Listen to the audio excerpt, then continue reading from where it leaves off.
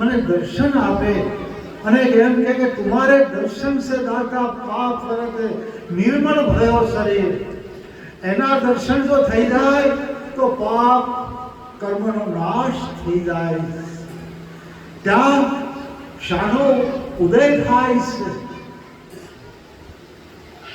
સત્યનો ઉદય થાય છે।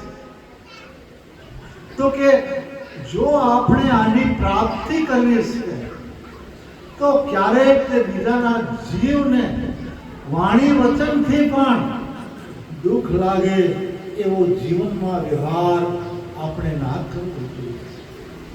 આપણે આજે એકત્ર થયા છીએ કે ભૂતકાળમાં, ભવિષ્યમાં, વર્તમાનમાં જે પણ કાર્યક્રમ યોજાયા છે, ભવિષ્યમાં પણ આવા કાર્યક્રમ થાય અને એની અંદર આથી વિશેષ આપ આંબાવાડી અમરધામના જેટલા પણ અહીંયા અંશ ઉપસ્થિત છે, આજે અહીંયા જે પણ બિરાજમાન છે એ આંબાવાડી અમરધામને માને છે ત્યારે તો ઉપસ્થિત છે ને।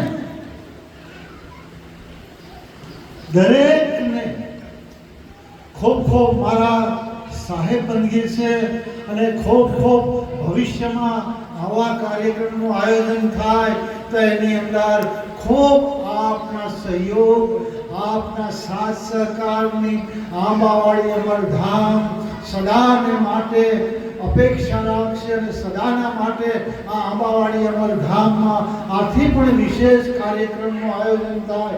હજારો ભાઈ પ્રસાદ દે, कर साहब की बंदगी और भूखे को अन्न दे। अपना साहेब, अपना सदरू के कर साहब की बंदगी और भूखे को अन्न दे।